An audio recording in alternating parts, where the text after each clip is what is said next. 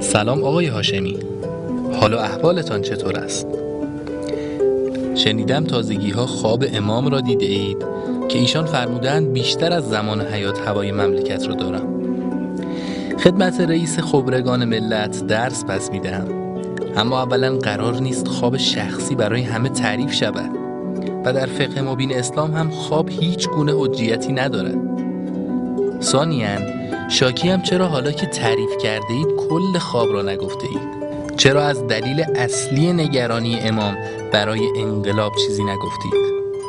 چرا نگفتید که حضرت امام از دنیا دوستی و حب مقام برخی خواص و مسئولین نگران است؟ چرا از ولایت مدار نبودن برخی از نخبگان سیاسی چیزی نقل نکردید؟ چرا نگفتید که حضرت امام درباره تربیت فرزند چه گفت؟ راستی امام درباره آقازاده‌های فراری چیزی نگفت؟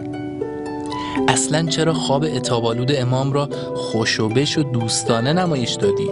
چرا از تشرهای امام درباره وقایع بعد از انتخابات و سکوتتان در برابر ظلم‌هایی که به نظام و انقلاب رفت چیزی نقل نکردید؟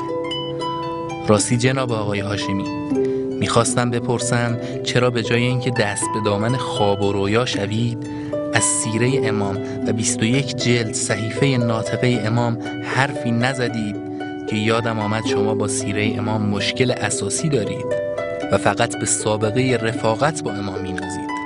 البته آقای هاشمی، ما از این خواب‌ها زیاد شنیده ایم.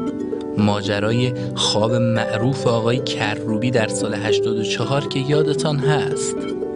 فکر میکنم بعد از این هم آقایان موسوی و خاتمی و کروبی و بقیه حضرات خواب امام را ببینند که با آنها درد و دل میکند و از آنها میخواهد که انقلاب را به دست نااهلان و نامحرمان ندهند.